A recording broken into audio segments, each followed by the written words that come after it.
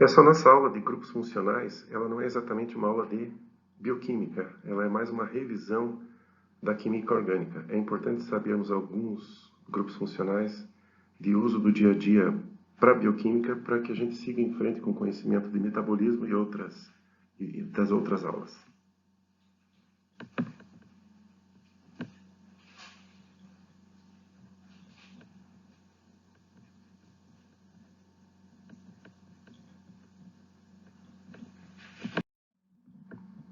O que cabe ressaltar na definição de grupos funcionais são as chamadas características químicas das moléculas, ou seja, de que maneira essas moléculas se comportam, no caso da bioquímica, essencialmente dentro do organismo, e qual a relação dessas moléculas umas com as outras.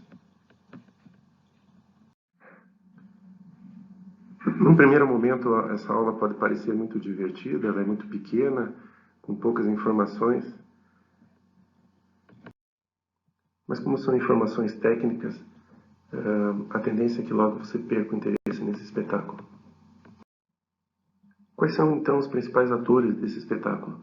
O carbono, como principal átomo pertencente a todas as biomoléculas de interesse, forma o chamado esqueleto carbônico de todas as biomoléculas. O hidrogênio, como parte das ligações, vamos dizer assim, preenchedora de espaço dos elétrons pertencentes a esse esqueleto carbônico. O nitrogênio, um pouco mais específico dos aminoácidos e das proteínas.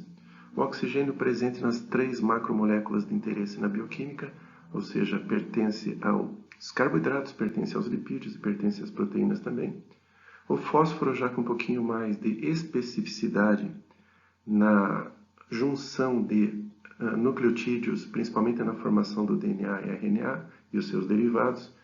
E o enxofre, também com uma especificidade na formação de proteínas, ou seja, o enxofre que em alguns tipos de proteína vai dar a estrutura quaternária um pouquinho mais sólida. Aqui então o resumo das moléculas de interesse na bioquímica, com exceção do lado esquerdo. Hidrocarbonetos não são exatamente moléculas de interesse de bioquímica, mas que são compostos apenas por carbono e hidrogênio.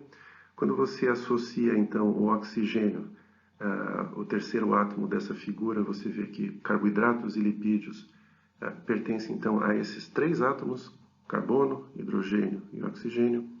Os aminoácidos, como a gente já falou no slide anterior, vão precisar do nitrogênio para sua composição, então já são 4 átomos pertencentes a esses 2 tipos de molécula. Em alguns aminoácidos específicos, em algumas proteínas específicas, eu vou precisar do enxofre, principalmente na estrutura quaternária das proteínas, insisto, e o fósforo na formação de ácidos nucleicos e os seus derivados, que a gente vai ver um pouquinho mais para frente. Um outro slide com quase que a mesma explicação. Esse slide tem bastante importância porque fala dos 4 principais átomos pertencentes às biomoléculas: hidrogênio, carbono, nitrogênio e oxigênio, com o detalhe de que mostra as capacidades de ligação de cada um desses átomos, mas é interessante a gente colocar um pouquinho na ordem, diferente do que está aqui nesse slide. Então, quem é o primeiro exemplo? O primeiro exemplo é o hidrogênio. Hidrogênio tem quantos elétrons possíveis de formar ligação? Um elétron que forma a ligação. Então, o número 1, hidrogênio. Quem é o segundo em termos de capacidade de ligação com outros átomos? É o oxigênio. O oxigênio tem 2 elétrons livres na camada de valência. Então, ele vem em segundo lugar, como podendo fazer duas ligações, ou seja, uma ligação única com 2 átomos, ou pode fazer uma dupla ligação com algum outro átomo. Quem é o terceiro nessa ordem? O terceiro nessa ordem é o nitrogênio, com capacidade de ligação de 3 outros átomos, ou mesmo em dupla ligação com algum outro átomo e mais uma ligação associada. Em quarto vem o carbono. O carbono tem capacidade de ligar 4 átomos associados a ele.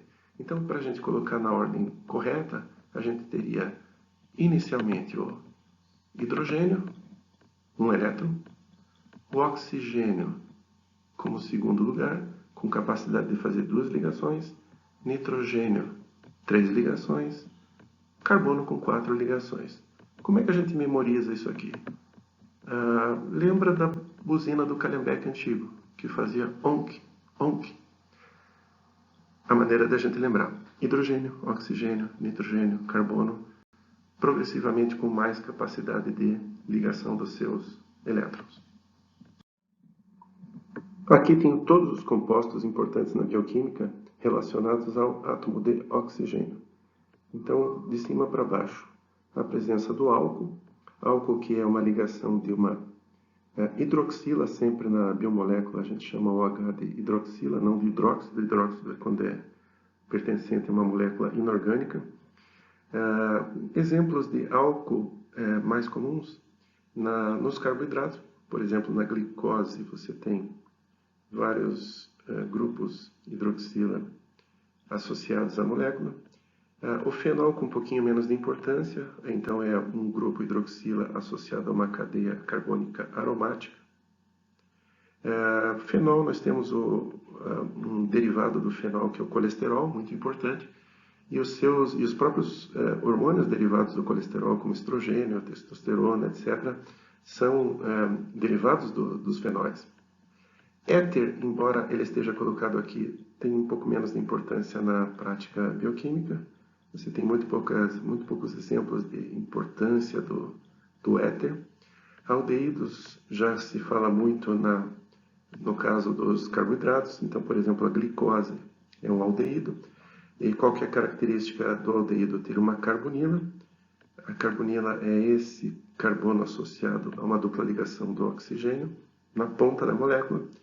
Se não for na ponta da molécula, e quando é no meio da molécula, nós temos a mesma carbonila formando a chamada cetona. Então, a diferença do aldeído para a cetona é que o aldeído tem carbono da carbonila na ponta da molécula, acetona, carbono da carbonila no meio da molécula. Os ácidos carboxílicos, muito frequentes na bioquímica, eles têm, então, a mesma carbonila associada a uma hidroxila na ponta, o resto para o lado esquerdo uma cadeia carbônica, e os ésteres, que também são falados muito no caso dos lipídios, você tem como se retirasse o hidrogênio da pontinha do ácido carboxílico e ligasse algum outro radical carbônico na ponta. Então, a formação de ligação éster é muito frequente na criação, por exemplo, do triglicerídeo. Todos esses exemplos de grupos funcionais nós devemos ter bastante em mente como se formam. O grupo acila sempre dá um pouquinho de nervoso para os estudantes. Como se forma o grupo acila? Ele se forma com a presença de algum radical associada à carbonila, em que aqui no R2, onde você tem representado o R2 nessa primeira molécula, você tinha anteriormente um grupo hidroxila, ou seja, você tinha um grupo OH. Esse grupo OH é como se você cortasse ele da fórmula, e aí você tem esse pedaço de molécula aqui, formando a chamada acila. Então veja, se a acila for ligada a simplesmente um hidrogênio, como eu tenho aqui embaixo, eu estou falando do quê? Uma carbonila associada a um hidrogênio, numa ponta de uma molécula, eu estou falando de um aldeído. Ou seja, a acila pode formar um aldeído. Assim como se a acila se associar a um átomo de oxigênio e mais um radical na ponta, como está aqui, você tem o chamado éster. Então, por que me interessa a acila? Na verdade, a acila, essa própria estrutura que a gente vê marcada aqui, se eu associar, ao invés dessas do hidrogênio, do átomo mais comum, do oxigênio, átomo mais comum, a um átomo de enxofre, eu vou ter parte do que se chama a coenzima acetilcoenzimar. Então, a acila me interessa muito, a própria acetila me interessa muito, como parte de uma molécula importante no metabolismo chamado acetilcoenzimar, ou acilcoenzimar. Tanto o metabolismo do ciclo de Krebs quanto o metabolismo dos lipídios merece um pouco do conhecimento do radical acila. Então, como é que vamos memorizar? Acila é aquele ácido carboxílico dessa molécula da pontinha aqui, em que você cortou a perninha dele, tirou fora o H e substituiu por alguma outra parte de molécula. Voltamos um pouco agora com a noção de carbonila. Então, carbonila você pode memorizar como sendo uma cabeça e um pescoço. O que é a cabeça e o pescoço? Um átomo de oxigênio em dupla ligação com o carbono. Fica dando essa impressão de que é uma pessoa com um pescocinho esticado. Por que me interessa a carbonila, por exemplo, nos carboidratos? Porque eu vou ter a carbonila ou presente numa ponta de molécula, como é o caso de uma triose, ou seja, um carboidrato com 3 carbonos. Então, estão aqui os 3 carbonos da triose. E essa carbonila associada na ponta da molécula. Então, eu já sei que isso é um aldeído, nesse caso chamado de gliceraldeído. A importância do gliceraldeído é porque ele faz parte da chamada glicólise, da quebra da glicose. A gente vai ver numa próxima aula. Numa pentose, por exemplo, eu vou ter a mesma carbonila na ponta. Se eu estou falando de carbonila na ponta da molécula, eu estou falando de um aldeído. Então, essa ribose é um aldeído. E são, como é uma pentose, são 5 carbonos nessa molécula. 5 carbonos na molécula. A glicose é uma hexose. Então, hexose, hexa de 6. 6 carbonos, sendo sublinhados aqui. 6 carbonos também como um representante de aldeído, porque a carbonila está na ponta da molécula. Então, veja, triose, pentose e hexose, nesse caso aqui, todos são aldeídos. Na parte de cima do quadro, nós temos a diferenciação entre uma aldose. Aldose pode ser usado como carboidrato sinônimo de aldeído. Então, de novo, eu tenho a carbonila na ponta da molécula. Ou eu tenho uma cetose, que a gente já sabe que cetose é uma carbonila no meio da molécula. Então, a diferenciação entre monossacarídeos com carbonila na ponta da molécula, aldeído. Monossacarídeos com carbonila no meio da molécula é a nossa cetose ou a cetona.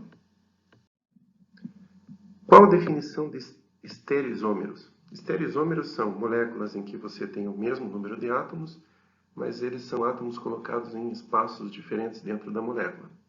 Então, nesse caso, estereoisômeros da glicose, você tem os chamados epímeros. O que é a definição de epímeros? Epímero, epi, do grego, é ponta.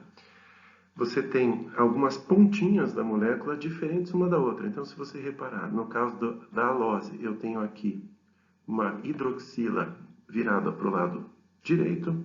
No caso do outro carboidrato muito semelhante, eu tenho uma hidroxila virada para o lado esquerdo.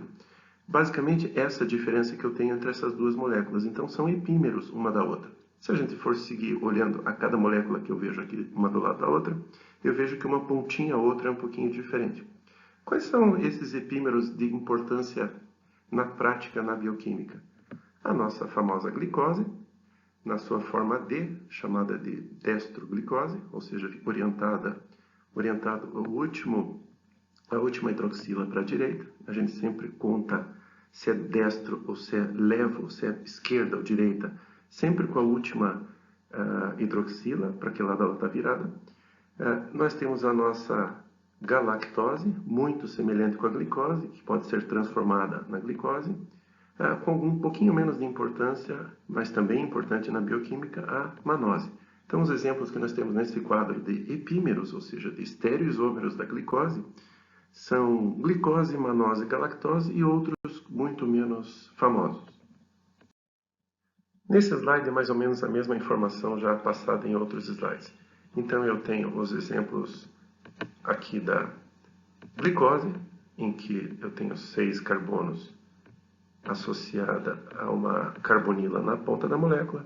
A frutose, com a diferença de que ela é cetose, ou seja, minha carbonila está no meio da molécula, seja quando ela é levofrutose ou quando ela é destrofrutose. Outro açúcar que nós temos que lembrar é a nossa ribose, que normalmente ela tem uma cadeia fechada, como você vê aqui no lado direito. Essa ribose, então, açúcar de 5 carbonos, vai derivar a formação de RNA, DNA, ATP, GTP e várias outras moléculas carreadoras de elétron de importância no organismo. Quem passou pelo ensino médio, a gente já sabe de que são constituídos os principais disacarídeos. Só para a gente fazer uma pequena lembrança, então, a sacarose ela é formada da união de glicose com frutose, ou seja, os monossacarídeos que compõem a sacarose são glicose e frutose. A lactose ela é formada por uma glicose e uma galactose. E a maltose, não tão falada assim, mas ela é composta por duas moléculas, dois monossacarídeos de glicose. São formações de disacarídeos que a gente também deve ter mais ou menos decorado. Falando um pouquinho de lipídio agora, lipídio é uma molécula, os ácidos graxos principalmente, são moléculas que não têm muita variação na sua composição. O que você tem? Normalmente uma grande cadeia carbônica, em que você tem ligações de carbono entre carbono e carbono, e carbonos e hidrogênio. Nesse caso aqui eu estou falando de uma molécula de ácido graxo saturada, porque ela tem ligações sempre únicas entre os seus carbonos. Se fosse insaturada, algum desses carbonos teria ligação dupla. Então, saturada significa saturada, cheia de hidrogênios ligando os seus carbonos. Isso é a definição de ácido graxo saturado. E aí, o que mais eu preciso ter para formar um ácido graxo? A nossa já conhecida carboxila na ponta, ou seja, um carbono ligado a um oxigênio de dupla ligação e uma hidroxila associada. Isso é o nosso ácido graxo básico.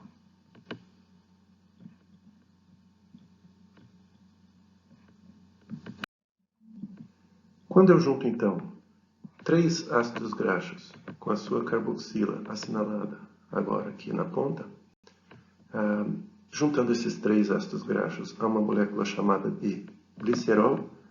Glicerol são 3 carbonos com 3 hidroxilas na ponta.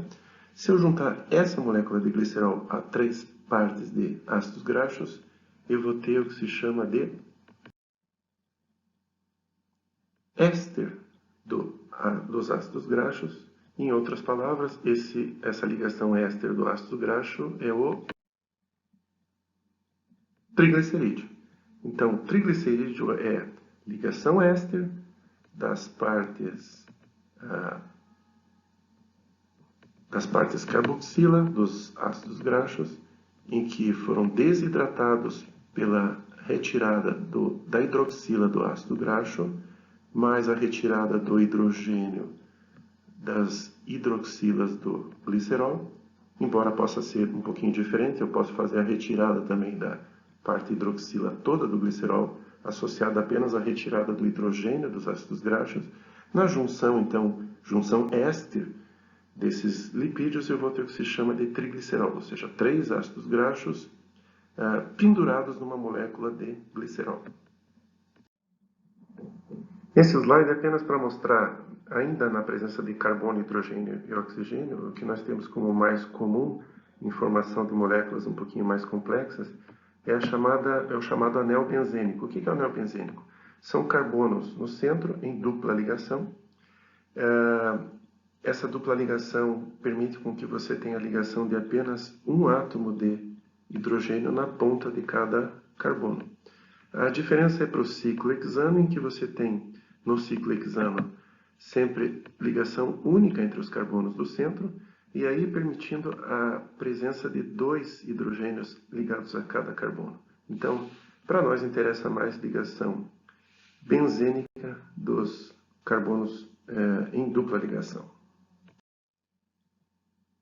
Como essas duplas ligações elas não ficam paradas, elas ficam girando entre os carbonos que a fazem, nós temos a chamada ressonância da molécula. Então, a ressonância é isso, são duplas ligações em que os elétrons ficam circulando entre carbonos e carbonos, fazendo com que a gente tenha a representação do anel benzênico como essa última figura aqui nesse slide. Se fôssemos ver a ressonância acontecendo ao vivo na molécula, provavelmente teríamos uma representação parecida com essa, em que você tem em algum momento a dupla ligação num carbono, em algum momento em outro carbono, e na verdade na prática, no tempo muito curto, você vê sempre duplas ligações presentes na molécula. Falando agora da presença do nitrogênio na fórmula das biomoléculas. O nitrogênio vai fazer dois compostos muito importantes, a chamada amina, que é uma molécula muito simples, você tem o nitrogênio associado à presença de hidrogênios em ligação única e quase sempre um radical associado, ou seja, uma molécula carbônica. Esse exemplo que nós temos aqui na figura é de uma amina chamada de primária. Por que primária? Porque só tem cadeia carbônica em uma das ligações. As outras são preenchidas por hidrogênio. Se eu preenchesse, ao invés do hidrogênio aqui, com mais um carbono, eu teria chamada amina secundária. Se eu utilizasse mais uma cadeia carbônica nesse terceiro hidrogênio, eu teria a chamada amina terciária. As amidas, nós já sabemos que são compostas de carbonila, associada, ao invés de um oxigênio no átomo vizinho, é um nitrogênio no átomo vizinho. Então, o que nós temos que decorar da amida é que carbonila, carbono com carbonila, e um nitrogênio associado a algum outro radical. Esse carbono aqui pode ser uma cadeia carbônica mais extensa, mas nós temos que saber que essa ligação é uma ligação chamada de amida. Como eu formo um aminoácido? Aminoácido é formado sempre com o grupo amina, ou seja, eu costumo dizer que é o rabinho da molécula. Rabinho é que vai ter sempre um átomo de nitrogênio associada aos seus hidrogênios da ponta. Então, toda molécula de aminoácido eu tenho um grupo amina na ponta, vamos chamar de rabo da molécula, e na cabeça da molécula, o grupo carboxila, já bem conhecido. O que vai diferenciar um aminoácido de outro, na verdade, são as chamadas cadeias laterais. As cadeias laterais que podem estar presentes tanto de um lado do carbono quanto no outro lado do carbono, aqui representado apenas pelo hidrogênio. Então, a complexidade, o tipo de ligação que cada aminoácido faz na proteína vai depender sempre da cadeia lateral. Ainda no átomo de nitrogênio, nós temos a formação dos chamados nucleosídeos. O que são nucleosídeos? As nossas bases nitrogenadas, tanto a purina quanto a pirimidina, elas se associam a um açúcar, que a gente já sabe que é a ribose, para formar um nucleosídeo. E se no meu nucleosídeo eu tiver a presença de fosfato ligando cada um desses nucleosídeos, eu vou ter o que se chama de nucleotídeo, que os representantes são basicamente RNA e DNA. Então lembra, na purina eu tenho quantos átomos de nitrogênio? 1, 2, 3, 4. Ou seja, a purina é um pouquinho mais complexa. A pirimidina eu tenho apenas 2 nitrogênios na sua fórmula. Então veja, apenas um anel benzênico na pirimidina e 2 átomos de nitrogênio. Na purina, 2 anéis benzênicos associado a 4 átomos de nitrogênio. O que é um nucleotídeo, então? A gente já sabe que o nucleotídeo é formado pela nossa base nitrogenada, aqui representada pela adenina, associada a um açúcar que é sempre a nossa ribose, sempre 5 carbonos. E aí, na formação do nucleotídeo, eu preciso do fosfato. Um AMP significa uma adenosina monofosfato, mono de um fosfato apenas. Então, no meu nucleotídeo AMP. ADP, quando eu tenho a presença de 2 fosfatos associados, então adenina difosfato, DID2. E ATP, a molécula mais famosa, adenosina trifosfato, ou seja, ligação de 3 fosfatos na molécula. Essas ligações de 3 fosfatos é que garantem a presença de ligações de muita energia, são elas que são as captadoras de energia para o organismo utilizar em algumas outras reações bioquímicas. Aqui mais uma representação do nucleotídeo RNA, então o grupo fosfato em amarelo, o nosso açúcar, a ribose, e a base nitrogenada associada. Então, esses 3 grupos é que formam o nosso RNA, assim, muito parecido é o DNA. Lembrar que a única diferença entre um RNA e um DNA é na presença da oxigênio na molécula da ribose, apenas essa a diferença. Na molécula da ribose eu tenho um oxigênio a mais, ou seja, essa molécula da ribose ela é mais oxidada porque ela tem um oxigênio a mais. E no caso da desoxirribose, retirada do oxigênio, então eu tenho uma molécula mais chamada de reduzida, ou seja, foi retirado o oxigênio dela, ela foi reduzida. A única diferença, então, na formação dos nucleotídeos entre DNA e RNA é nesse segundo carbono, com um oxigênio na ribose, a ausência desse oxigênio na desoxirribose.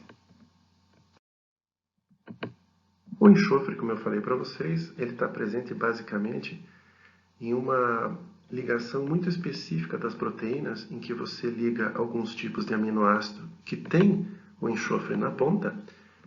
Normalmente é a chamada cisteína. Cisteínas são aminoácidos que têm uma pontinha de enxofre. E nessa ligação de dois aminoácidos vizinhos, numa molécula enorme de proteína, você vai ter a chamada ligação chamada de disulfeto. Disulfeto porque são dois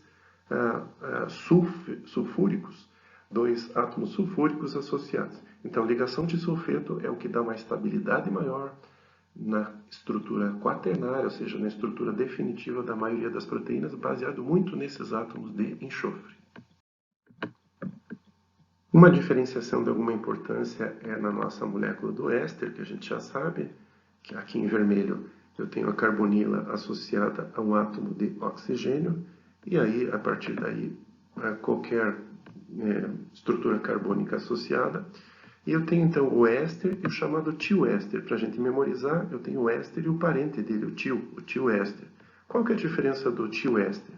É que ao invés do oxigênio, eu tenho aqui em azul um átomo de enxofre.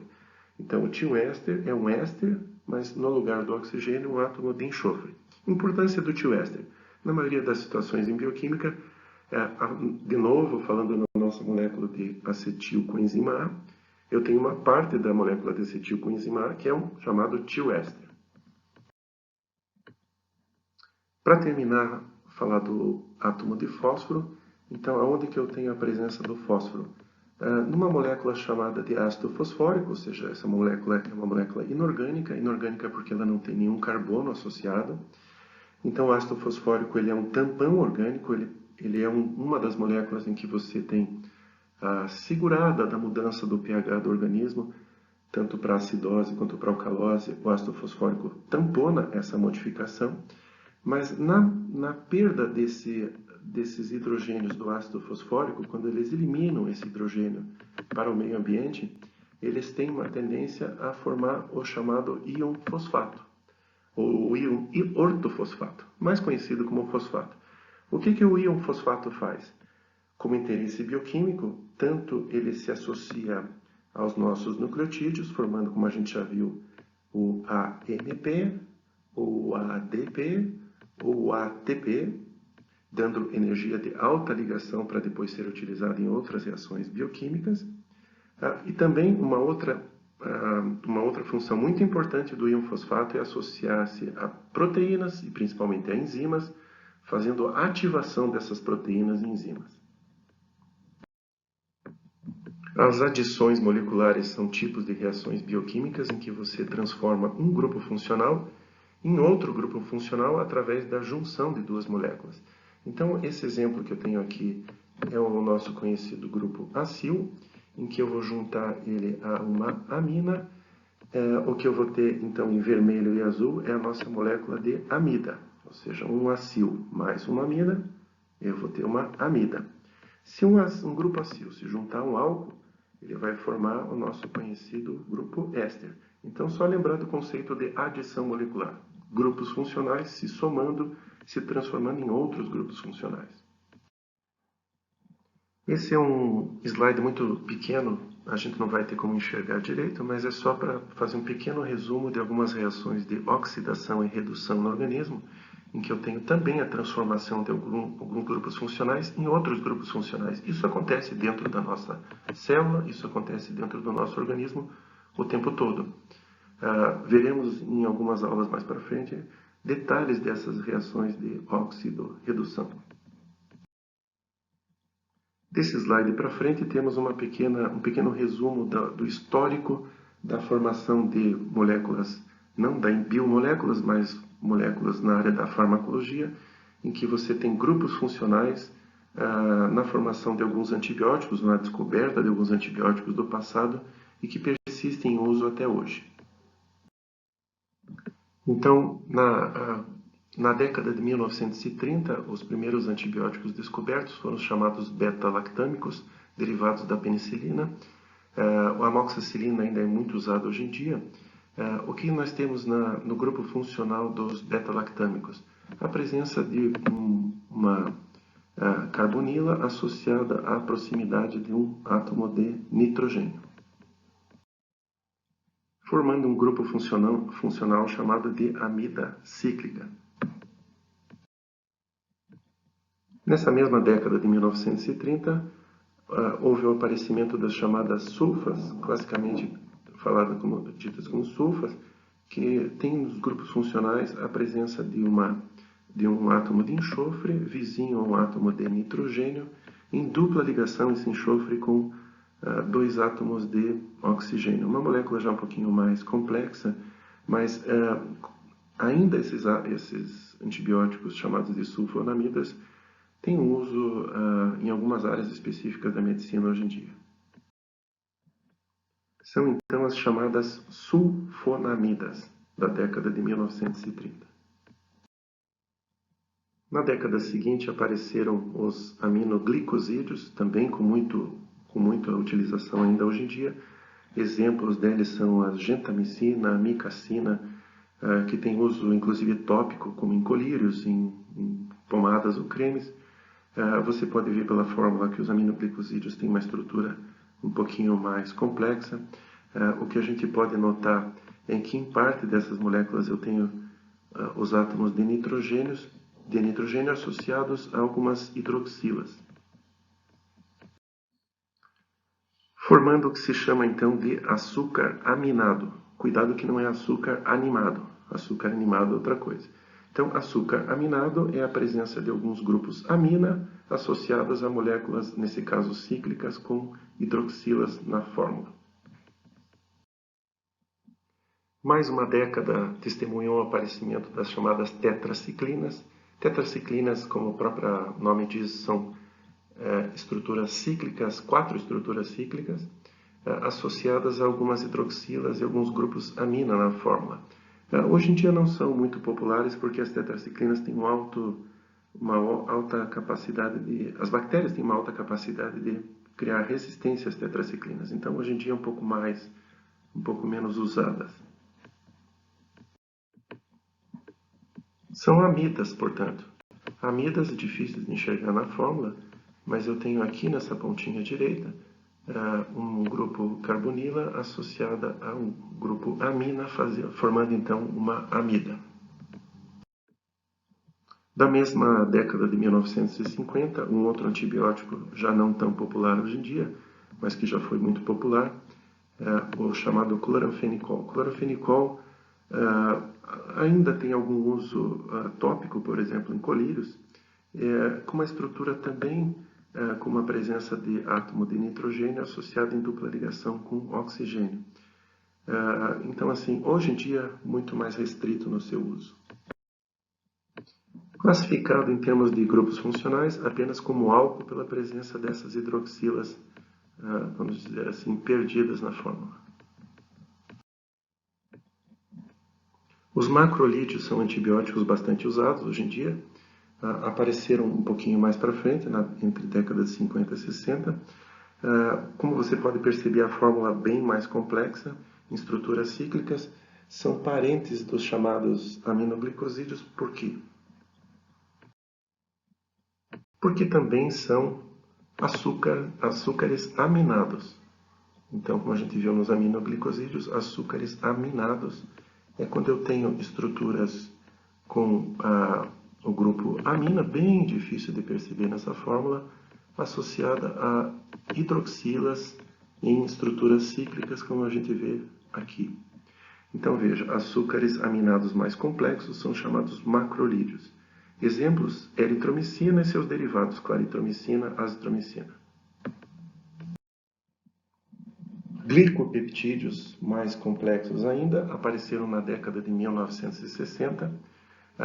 O grande representante é a vancomicina, muito usada porque é um dos poucos antibióticos em que os chamados estafilococos resistentes têm a capacidade de responder e não criam resistência bacteriana tão facilmente assim.